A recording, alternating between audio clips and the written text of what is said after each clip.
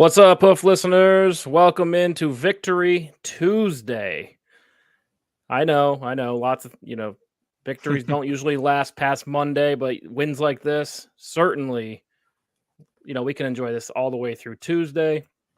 That's Not to right. mention, Anthony had his baby, so big congratulations to you and your family.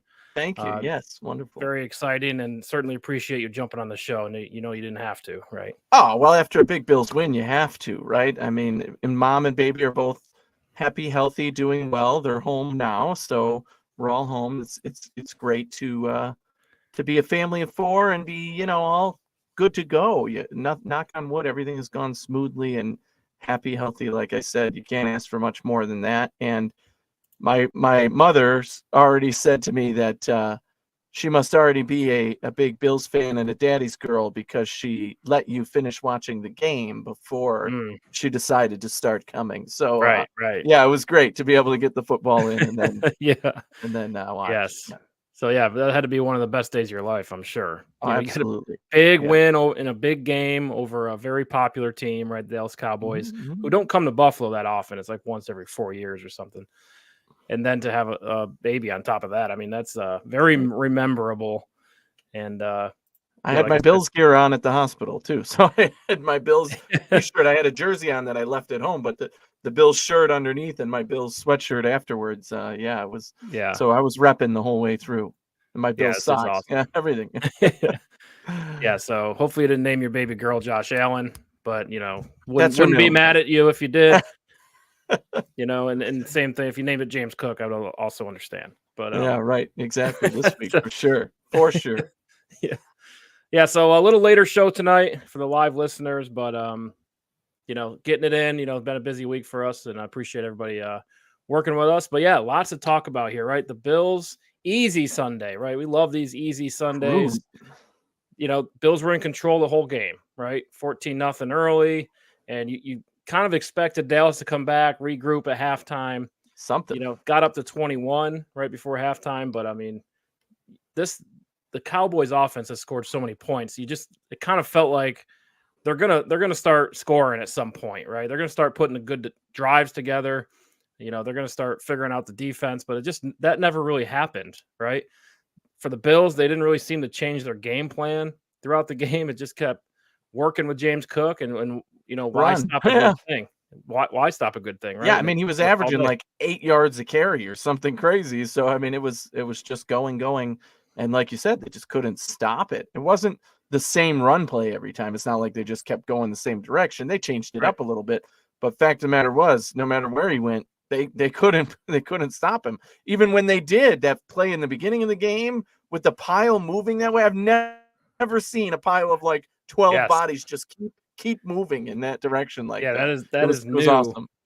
Pretty new for this current Bills regime, right? We just haven't seen a run game like this in at least the last 5 years. I mean, yeah, Shady McCoy would be in his heyday in Buffalo, not his last few years. Yeah, it was. I mean, Singletary, but you didn't see the push though. There's a couple games that come to mind, but the success wasn't like this. It wasn't exciting. You're getting first downs on second down, right? Oh yeah. And then the backup running back comes in and gets another 8-9 yards. I mean, everything is working in the run game, and it's impressive, right? It's all this talent, all these tools have been there this season, and really to see it all come together, like, oh, we actually do have a run game, and the offensive line's playing well. Yeah, right? And the clock, no injuries, knock on wood. Clock management was a big part of that. When you can run the ball effectively, you control the clock. I think we had like 3 or 4 8-minute drives. That's a chunk of the game already. And when you do that, I mean, you just stifle the other team. You force them to get in hurry up mode, which is exactly what I said in the pre-show last week, right? We have to get them with their backs against the wall. We can't let them get a lead because they play very, very well with a lead. And that's what we did. And it turned out to be very effective in this one. I was just impressed with the team's overall start to finish attitude, overall 3 sides of the ball, right? Special teams was great. I yelled I put out a tweet at the beginning of the game with the punt that we had. There was a running into the punter and he didn't move. I'm like, Sam Martin, you have one job. fall down. Like, why aren't you falling down? Yeah, Fall down. That's a first down. Sure enough, the very next punt, somebody runs into him. He falls down. So I think the coaches probably told him the same thing. Dude, if somebody sneezes on you, fall down. And then he did. That was a wild play because should have been blocked. Right? Oh, yeah. It was right at him. It should have been blocked. Somehow that ball snuck out, and he took the hit on that. So that was huge. That was huge. It was cool. So special teams, great. Offense, obviously very effective, especially in the run. The defense, though, can we talk about the defense? No Matt Milano, best player on the team. No Daquan Jones, best player on the line coming into the season, to the start of his season. No Von Miller to be heard from, really, even though he's active and playing, but we know he's not who he was. I mean, you could continue to go down the line. No Micah Hyde in this game. It was no Epinesa in this game, and the defense shut them down. That was the most impressive thing to me. Dak Prescott, MVP leader coming into this game, and we held him to absolutely nothing, right? Yeah. Their offense, one of the best offenses in football, they had less than 200 yards, and 80 yards came on the last drive of the game in garbage time when they got their touchdown. So really, the defense only gave up 3 points and like 100 yards to one of the best offenses in football. That, to me, is remarkably unbelievable, especially given that we're playing with mostly second-string players out there, backup guys. But our backup guys are that good and that well coached.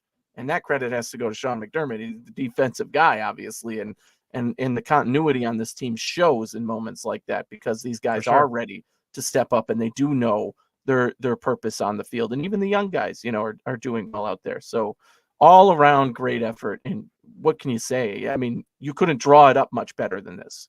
There are some criticisms I have.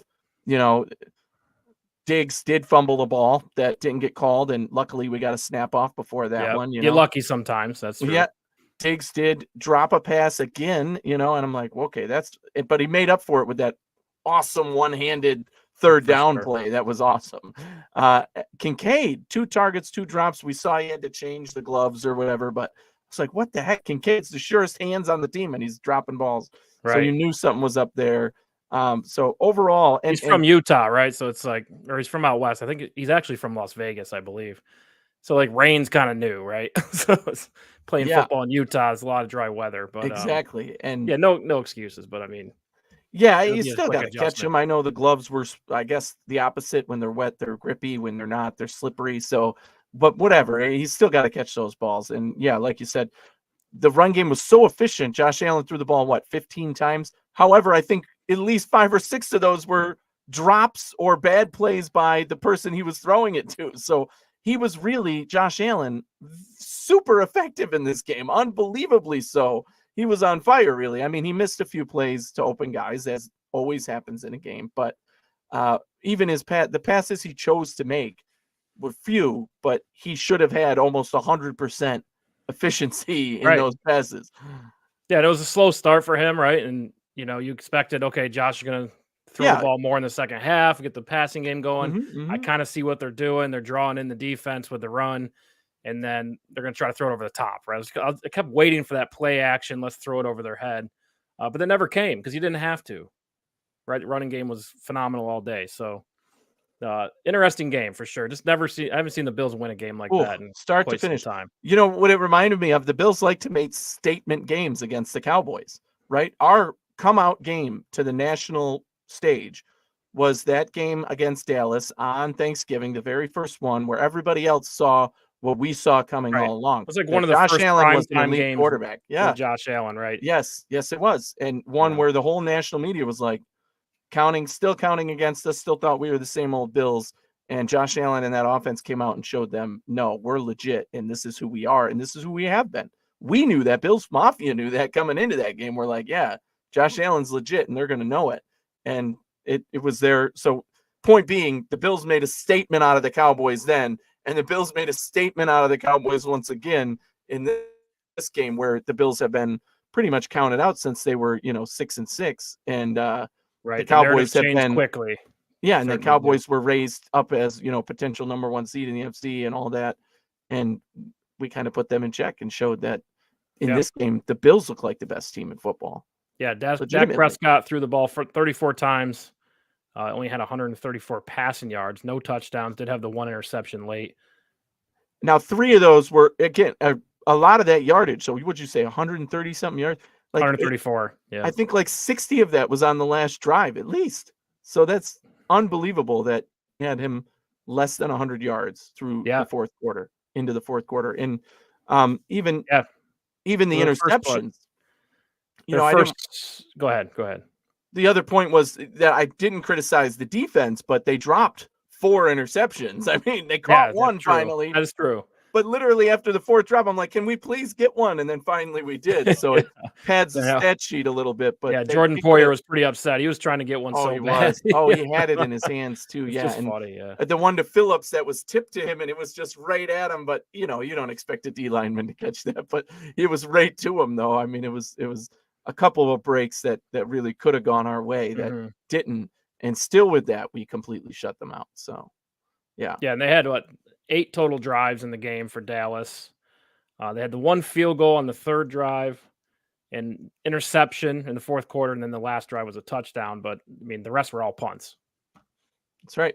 Right. Their punter, though, he impressed me. I was like, geez, your punter's the MVP here. Like, this guy, a couple of times they were pinned back, and he got it to the 10-yard line again. And I was like, okay, all right, he's doing a good job. So good on their punter. But, man, he had an active day, which is not what you want. He's earning his check today. Not what you want in your team. I don't think he plays a lot, to be honest. I mean, Dallas has been scoring 40 a game. That's right. But they're still a good team, and it's kind of working out for the Bills, right? Dallas now goes to Miami. Media's beating them up. The Eagles lose one last night, right? Which was it's shocking. But Dallas is right there now, right? They can win the division. They got to regroup. I think they're going to play a good game against Miami. And the Bills beat them up, right? They just got out physical, which I did not expect that at all, right? Dallas is really known for pushing the line on both sides. You got the fast defensive line. There's a lot of stuff you can't do because they're so fast, but I thought the Bills really just pushed them around all day, which is uncharacteristic for Dallas. But credit to the offensive defensive line. And how good has Leonard Floyd been for the Buffalo Bills? You got to find a way to re-sign him, right? I think he's playing himself out of the team because someone's going to give him a big contract. Correct. That's what I'm worried about as well, is that we would love to keep him, obviously, and he's playing so great in the system, but he's been I keep telling myself, now we need to find the next Leonard Floyd, which isn't always easy, right? Yeah, I mean, you sign him for $1 million at the tail end of free agency, and and he turns into a 10-sack guy, which is remarkable, and that's exactly what you needed.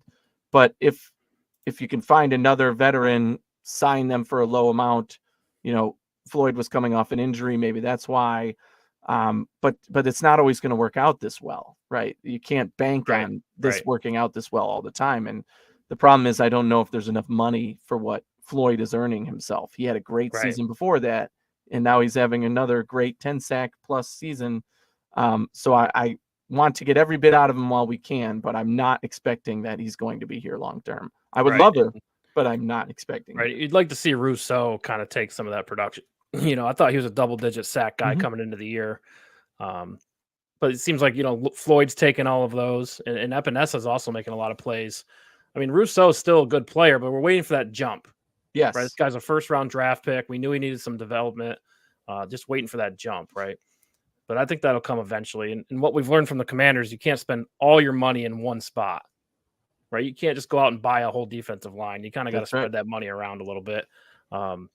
Receiver would be nice as well, but just to mention. But draft, sign, something, But overall, great game. I mean, and just one last point on the game is you're just seeing Sean McDermott. Team's motivated, team's bought in, and he always coaches lesser talent up. Terrell Dotson, good example, had a great game. Oh yeah, right. He's going to get fined for that hit, which sucks for him because I don't think he makes that much. But I mean, it's he played well in this game, right? And that's kind of the weak spot of the defense. And it's nice to see him like, okay, they are making progress. They are developing. They're getting better as they play. Terrell Bernard's his own story, but Dotson really is the story in this game, I thought. Yep. Agreed. That was something that, a lot of Bills fans wanted him cut for a while there. And I was one of those that was like, I really don't want to see him on the field. And here he is coming up big for us in such a huge pivotal game at the end of the year. So props to him. He's earned his flowers as well. Like you said, playing above expectation for sure.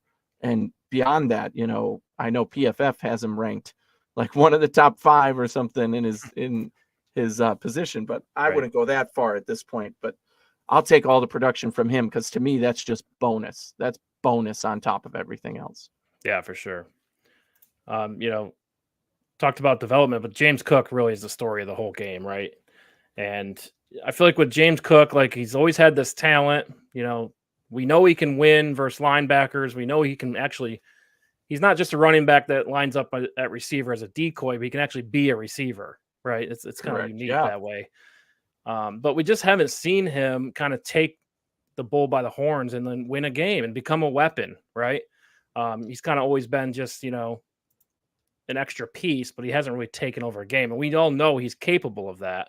This is the first time I think we've seen him actually take over a whole game, be consistent, you know, basically played mistake-free football except for the one drop touchdown, which I know he's kicking himself for. Yeah. But the one field goal. James Cook, how about it? How about it? Unbelievable. Now, I know that to me, this was finally kind of Sean McDermott and the offense taking the reins off of James Cook, because we've seen James Cook play very well all season long.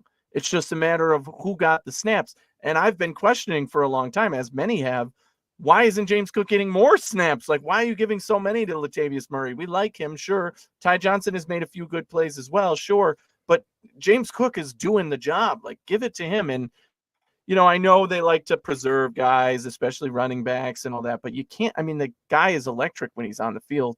To me, that means you got to keep him out there and leave him for these situations. And, you know, maybe the short yardage, put Murray out there or whatever, or the more blocking situations, as Cook is not his forte, is blocking, right? But still, I think it was all season I've been waiting for this moment. Like, yeah, keep giving him the ball.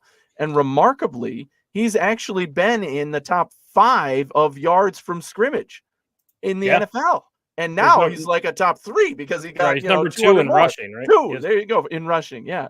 But no, he's in the top 5 in yards from scrimmage, and he has been for the last few weeks because he has been unbelievably consistent when he touches a ball and in producing. So, I mean, kudos to the offensive line who played very well in this game, but James Cook is a difference maker, and he proved it in this game, right? He doesn't need to rely on, you know, other guys to get it done. He is capable of running the ball, of catching the passes, you know, of a lot of things. And we need that kind of difference maker on the field. And I think the announcers brought it up during the game that come playoff time, that is the type of guy you want to have on your team, because it's going to be pressure bad off, weather, grind, keep the things going. You don't want to be one-dimensional. And when you have somebody like Cook that you can rely on, your offense is going to be very productive. And we saw that in this game for sure. And if he had caught the one touchdown, I mean, his stats would be even more incredible. Without a doubt, to me, he should be offensive player of the week in the AFC for sure. Because they were electric. Yeah, it's his third 100-yard game rushing this season. Last one was versus Denver, and he only had 12 carries in that game, so 9 yards per attempt. In this game, he had 7 yards per attempt. 25 attempts, which is a season high for him. But yeah, I think we've seen this, like you said. We've seen him get hot and then kind of disappear. Yeah, because they stopped giving him the ball, not because of his own, not because the game plan changes. Yeah, right. But well, I can't remember Kansas City. Right, I can't remember what game it was, but we were texting each other and we're saying, where'd he go? James Cook is having a career day. Why would you, stop handing him the ball? Yeah. And in this game, it was. Well, even against Kansas City, he didn't hit 100 yards, but he had 168 total yards or something like that, right? It was 80 plus yards rushing and 80 plus yards receiving. He ended up being the number 1 receiver that week. So, I mean, he was producing even in that game as well. So, yeah, I mean, again, we've talked about he can get it done in multiple ways. That's, to me, why you want him on the field as much as possible. Yeah. Because he is a threat. For sure. Yeah, and receiving, he's got 433 yards receiving on the season, 4 touchdowns. He's only 32 yards from a 1,000-yard rushing season. So, yeah, looks like development's going well for him, right? Very, very good. Yeah, unbelievable. Yeah, so we're going to need him playoff time, so hopefully he can build off this. And it seems like Joe Brady knows how to use him, right? We've seen route concepts last week, you know, in this week he's lining up, he's got one linebacker to beat and he's got, double-digit yards on almost every play, right? So they're putting him in positions to succeed. That's something Joe Brady's brought to the table, right? I think that's clear. And I know James Cook had a couple good games early on, but this is like, the way they're using him now seems like this is kind of what he was drafted for. You know what I mean? Beating the linebackers. Yes. Putting them in positions to succeed. Yes. And it made me laugh because all I could think about, and, this is not a dig at any one person because there's a lot of them out there, but all I could think about is how I heard from so many people, and through the years that I've been a staunch no running back in the first round of the draft ever, right? For no reason ever do you pick a running back in the first round. It just doesn't make sense. Now, if your team's so well-rounded and there's an elite player, then sure, take that guy, right? But for me, I was just like, the Bills are not going wide receiver. We have so many other needs. And sure enough, one of my key arguments was, if you like a guy that much, get him in the second round, trade up in the second round, because there's going to be guys there. You might not get the guys who go in the first, but if you look at the NFL, a lot of the guys who are very good were picked in rounds 2 and 3 and not in round 1. And, yes, some of those round 1 guys are going to work out just fine, but I'm happy. I was very happy with taking James Cook in the second round. Very, very happy.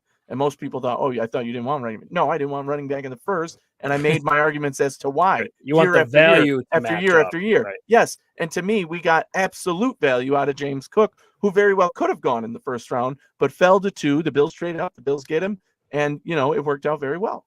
So I'm happy that we got this guy and not some of the other ones that people wanted. Najee Harris, how's he doing these days? Right? Breece Hall, although he's has been explosive, how's he doing? All the names that you could bring up that people thought the Bills should or might draft. And I said, no, I don't want that guy for whatever reason.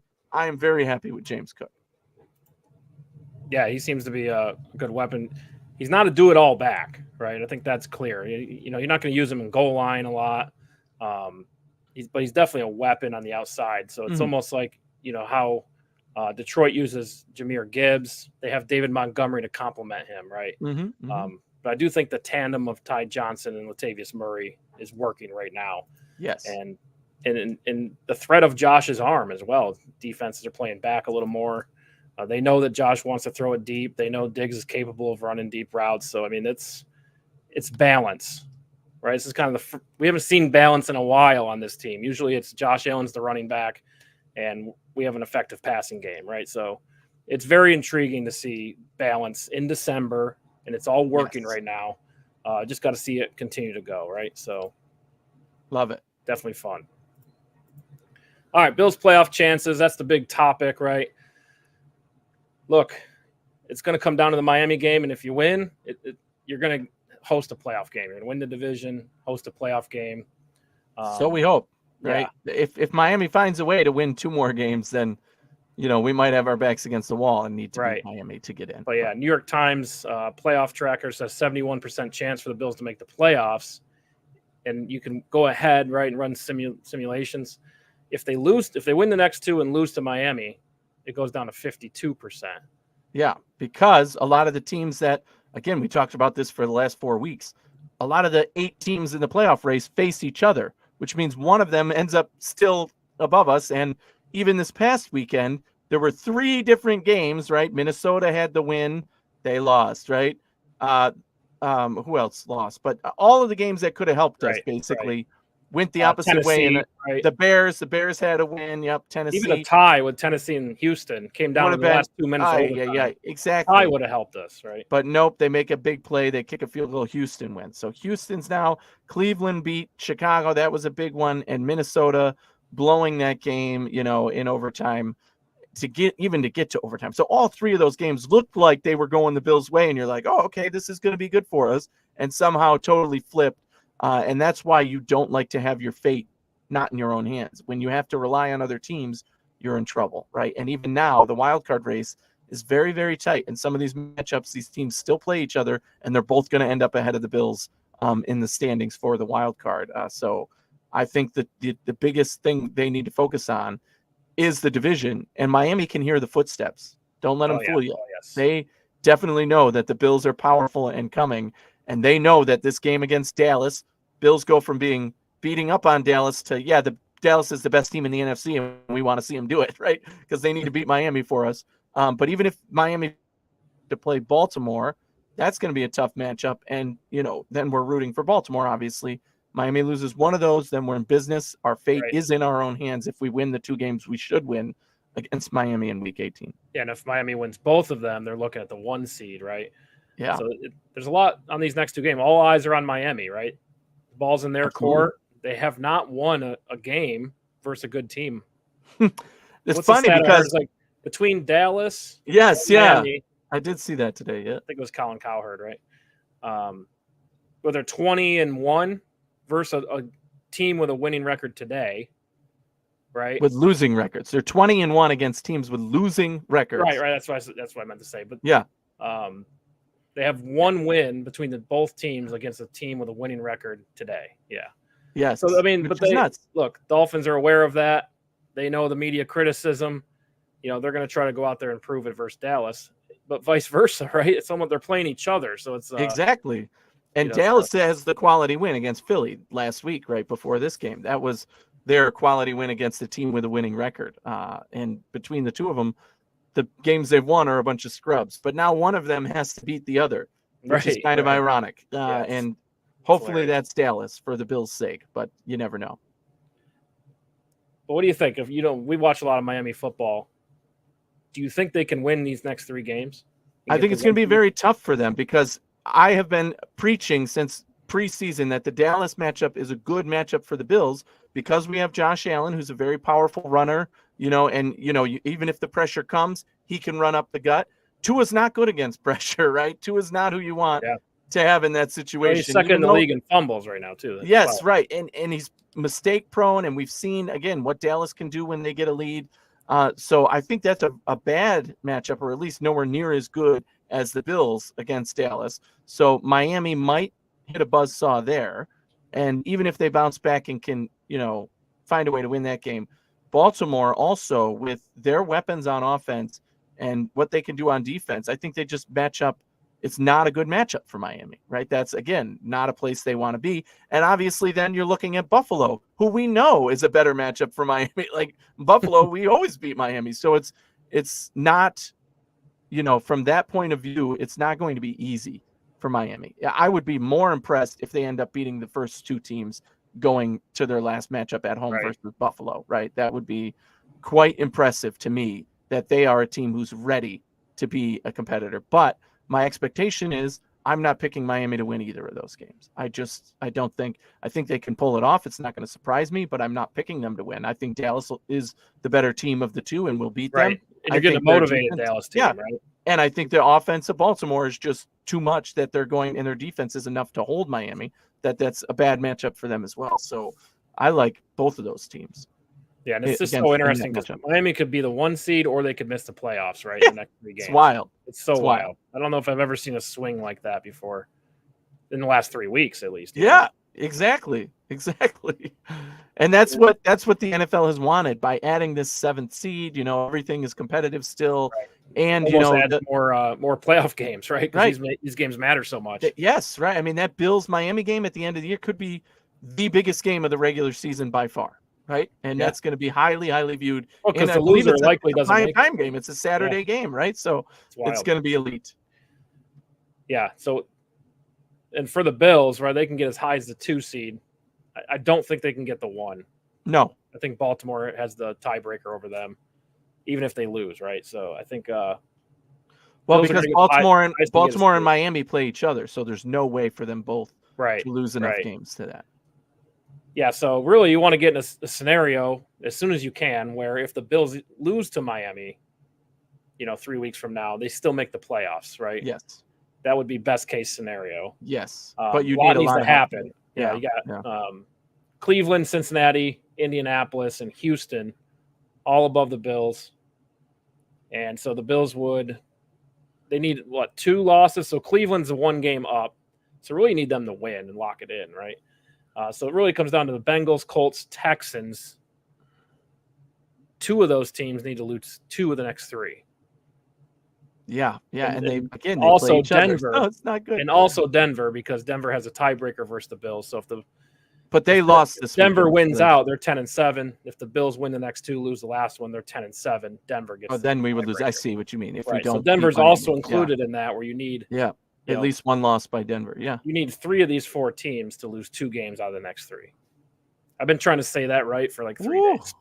It's like, wow, that's a lot. Yeah, it's a lot, right? And you like cannot. You said, they do play each other. There's a couple matchups where they play each other. Houston plays the Colts.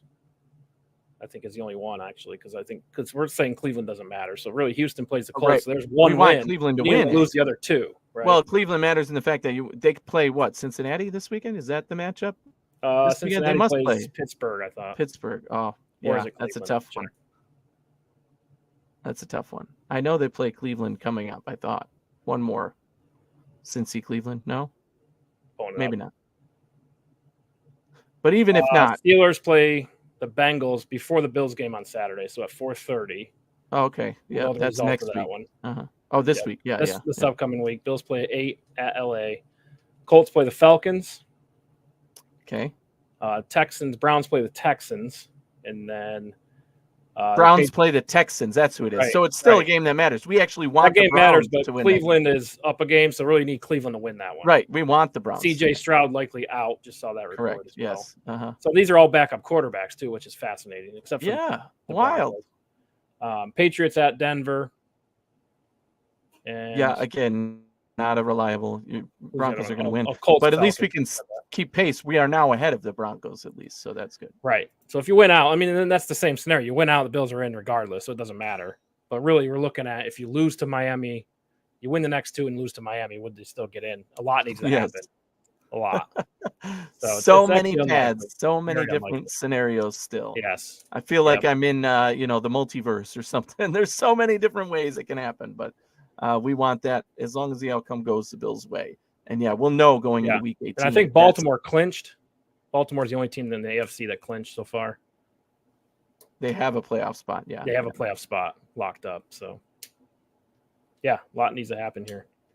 And Pittsburgh's not out of it either, right? They need to lose too. So, but I think their matchups, the way they've been playing, they're correct. Yeah. Of all those teams, I think invisible. They're least likely. And their defense is vulnerable. Yeah. Versus Cleveland, who's been winning it on defense alone. Basically, their offense can barely do anything, but they're not as nearly inept as the Steelers are on offense. Yeah.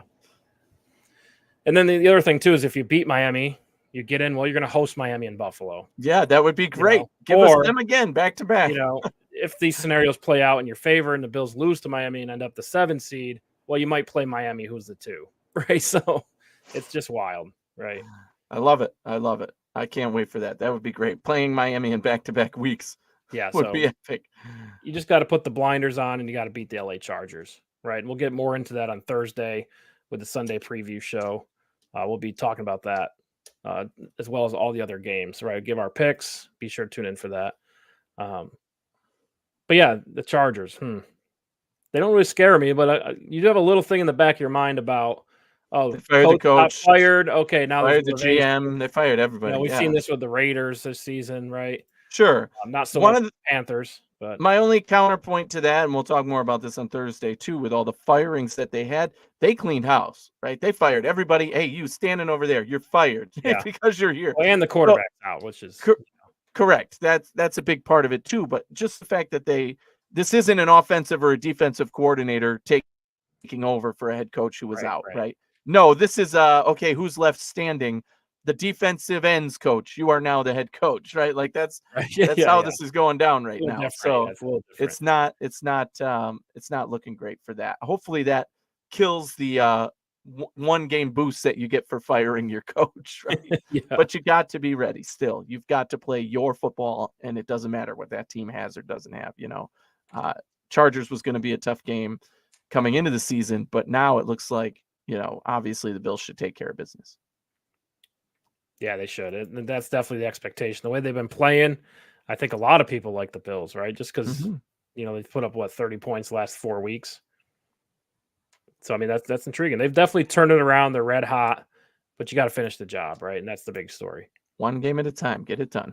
Right, which is, we've talked about this all season. they're limiting Josh Allen early so they can get hot in December, because the past few seasons they get hot too early, like Miami did, and then they kind of burn out for the playoffs. So I think that was kind of their plan this season, is what outside looking in. We've mentioned it like numerous times all season, but I think that's really it's kind of brilliant when it works. If it didn't work, we'd be saying that. But okay, around the league a little bit. Derrick Henry says this could be his final year in Tennessee. Yeah. Where would you like to see Derrick Henry go next year? I think he forgot to say he meant this is my final year in the league. In my mind, yeah. I mean, I think Derrick Henry is an elite player, one of the best running backs to play the game. I mean, the way he dominated the NFL in a few stretches of years, that was unbelievable, especially in today's NFL where it's all about the passing. He changed the narrative single-handedly on that, and one of the very few guys who could do that in today's NFL. And now you kind of see him weaning. Was he going to be in Tennessee this year was a big question. Would he get traded?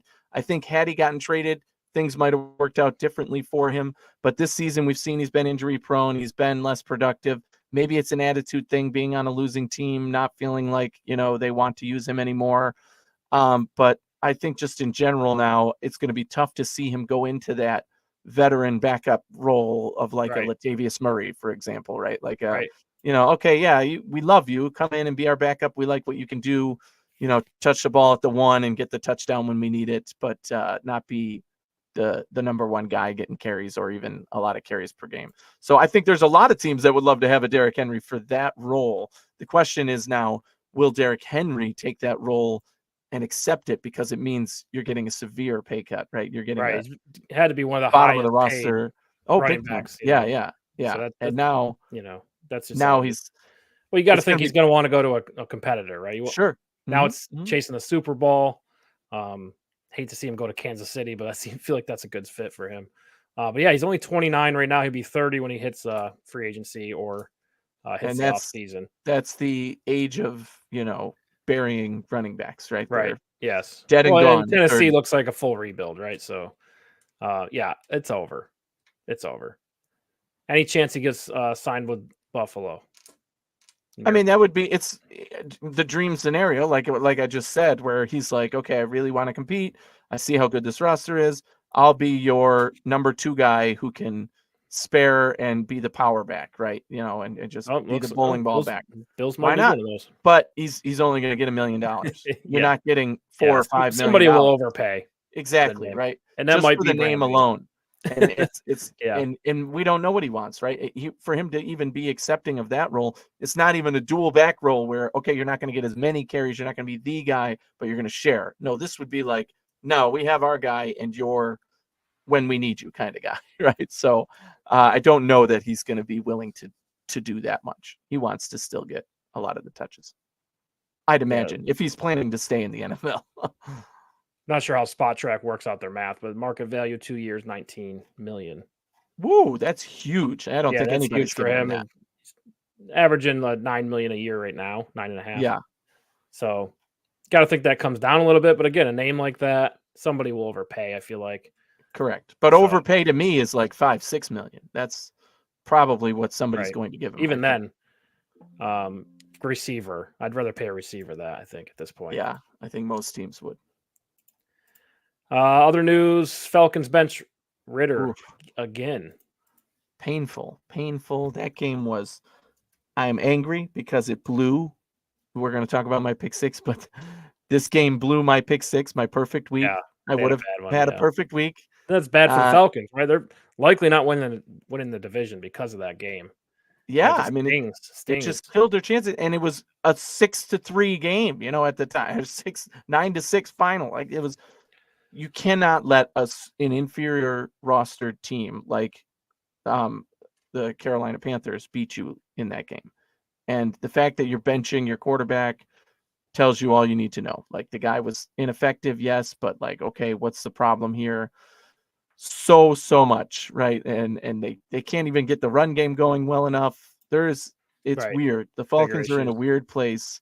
Their defense is playing well, but their offense cannot get it together. And this is multiple weeks now where they've had the same problem, and they've lost tight games in last second scenarios. Yeah. So this is, you can't do that and expect to be a playoff team or even, win a lot of games. So unfortunately, that's the result. And what they do moving forward is going to be interesting now. You have a few games left. You're still in competition. Right. You're still fighting for that spot. Colts, Bears, Saints to finish out the year.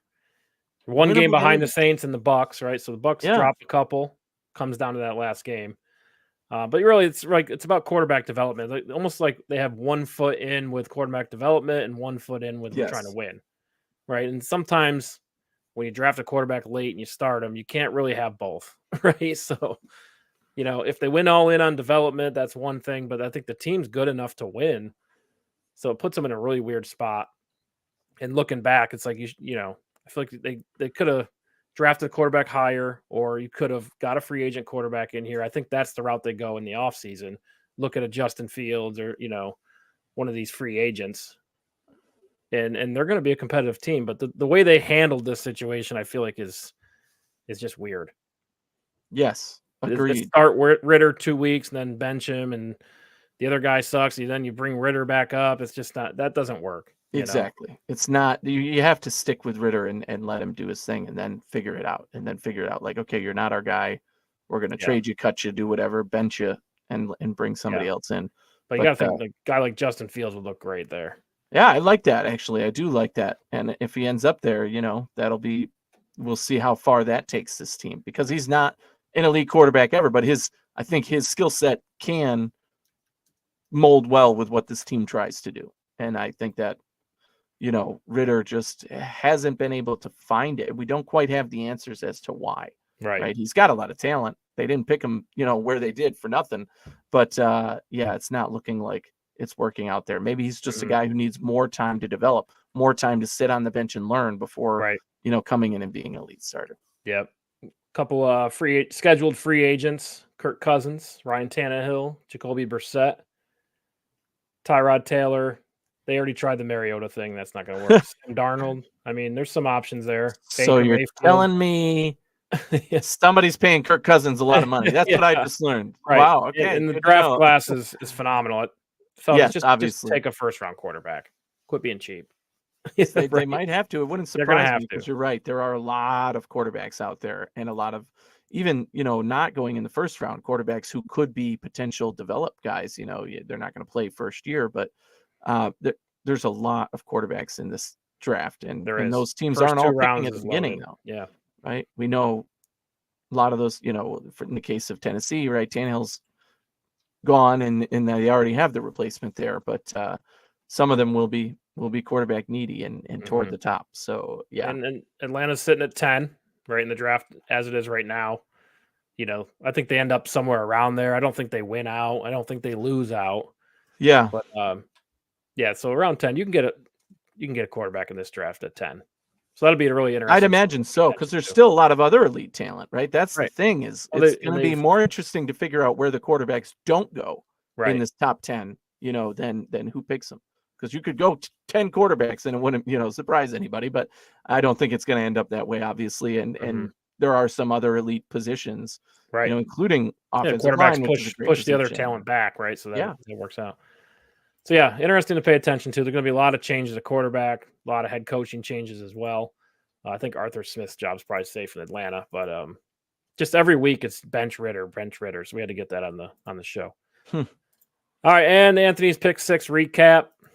How'd you do this week? What a phenomenal week. We had a big bounce back. Remember, it was like, okay, week 13, we were 5-1. We were that close to 6-0.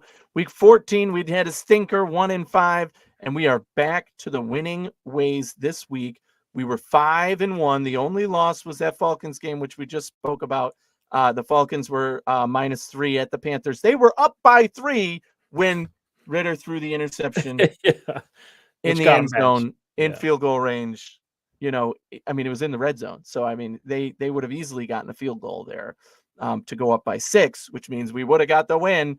But, of course, that's not how it worked out. So, our one loss on the week, my number one bet of the week was the Chiefs-Patriots. That was huge bet, right? At -7, 8. I think it went up to 8.5 at one point. But the Chiefs were able to handedly win that one by 10, right? Then we had the Ravens -3 at the Jaguars. We know how that one worked out Monday night. Shoosh, Yeah, Ravens blew them out, right? So that was an easy win. And now after the Falcons were my number 3, that's my one loss. The Colts-Steelers game, the Colts ended up winning that one as well. And the Rams -6.5 versus Washington. Again, a game where Washington kind of came back a little bit, but the Rams had it won the whole game pretty much. And the Bengals -3 at the Vikings. That was the one that, or -2.5. Sorry, I had them at versus the Vikings. So that was my 5-1 week. It went up to -3 by game time. So that would have been a push. But so 5-1 puts me back up at 60+%. So we're back where we want to be, heading in the right direction. And these last few weeks, again, I'm feeling more and more confident in some of these picks. So hopefully you all out there won with me this week, because that was a good week. I also won some money on the Bills game again, but I don't put them that in the always pick helps. six. That helps. Don't want to jinx them there. So yeah, gotta love it. Gotta love it. Yeah, and you can check out Anthony's Pick Six every Thursday. We do it after the Sunday preview show if you want to watch live, but if not, it's on all podcast platforms. Be sure to check that. What else you got? That's all we got. Yeah, I mean, yeah, it's going to be another good competitive week of football. I was just talking to one of my brothers who's not a Bills fan about just the NFL in general this year, how it seems like the games are more competitive, more fun to watch, more engaging overall. You're still scoreboard watching. And that, again, is a result of what the NFL tries to do with this 7th seed and, trying to create more level playing fields in the NFL, right. and it's working, and it makes it more fun to watch. So even if you're not we watching your own team, we went through a long time without making the playoffs. You definitely lose interest after a while. Jets fans are losing interest, right? 13 years, no playoffs. It just shouldn't go that long, right? It's hard to stay engaged when you fail year after year. So it is a good move, I think. Now that it's playing out and we, got a little sample size of how the new playoff platform works, more teams will get in. Exactly. And those teams that have been fringe are going to make it, right? Eventually. That's exactly what matters. You hope. Right. I mean, eventually, well, maybe not the Jets. The Jets are going to break, as long as they break the Bills streak, I'm good with it. So yeah, they have a very important offseason. drought. Yeah. The Jets can fix it this offseason, right? You got a quarterback lined up for a year. No. You already have a lot of talent on the roster. No. Jets are going to jet. They're going to stick with Aaron Rodgers, which is stupid. I thought the move to get Aaron Rodgers was stupid. I mean, I was happy as a Bills fan, but he's injured now. He's going to come back next year, probably get hurt again and not be effective, and he's going to do the same thing and tank their season. So unless they sign a reasonable starting quarterback to be their backup, somebody who can truly play the game, I'm not talking about a Mitch Trubisky or a Ryan Tannehill. That's not going to do it for you. You need somebody who can take over that offense. Well, and those guys are few and far between. So you're going to have to pay up for that. And they don't have a lot of money there. And they're everything else is falling apart around that because they've lost belief and morale and everything else in that team. Well, I mean, it's weird for them because they've drafted 2 quarterbacks high in recent years and failed both of them. Say what you want. They failed or the Jets failed them. But really, I think you take another shot, right? You take another shot at the quarterback. They're picking 7 right now, today. That would be great. Why wouldn't you take another shot? And you have what's different though is you have Aaron Rodgers there. And talent there. Did you see their offensive line play this weekend? Did you see that offensive line play this weekend? Yeah, but I would focus on offense. They need to pick offensive line. That's what they need to pick. But they do have those draft picks there, and I know they're underperforming. But I mean, you can make them depth players and bring in a free agent or take some tackles in the later rounds and let them compete. But I think you got to take another swing at quarterback. I would not be surprised if they do that because that would be smart. Bringing in the guy who's going to be the successor because you only have Aaron Rodgers for one more year. So even if he does play well, you don't have a backup plan there. You just, we'll go into next year with a winning record and pick a quarterback way later. No, that's not going to work out well. So it's not a terrible idea, but who's going to be there? Is it going to be the right fit where they're picking? And will Aaron Rodgers be the right person to learn under? Because we know there's stories there, but yeah, well, we'll see how it all shakes out. But I'm not a believer in the Jets until they make me believer. Yeah, almost you could almost say like New England's in a better spot because it looks like they're going to have a top 2 pick. Yeah. Now they get They're a rebuilding. quarterback. Looks like a new coach. Yep. We'll see how that plays out. But yeah, disparity in the Good for AFC East. Gotta love it. That's good Gotta for our love it. Bills for sure. Yeah, And that Bills Miami rivalry is legit now, right? Like we love. it's back. I love that Yeah, rivalry. it's fun. It is what it is. Yeah. Top NFL rivalry for sure. For sure. All right, folks. Thanks for tuning in. Have a Merry Christmas. Happy holidays. Certainly appreciate you tuning in with us this season, and hope you have a great Christmas and then a great New Year as you head in. Yeah, and we'll be back Thursday to do our normal picks still. But yeah, I echo that. Thanks to those who have reached out and said congrats for the baby and all that. Gotta love it. It's been wonderful here at home, and we're gonna enjoy the holidays together as well. And hope you and yours do. And yeah, thinking about everybody and how much fun we have on this podcast, and always thankful every year that every season we get to do this. All right, we'll see you Thursday.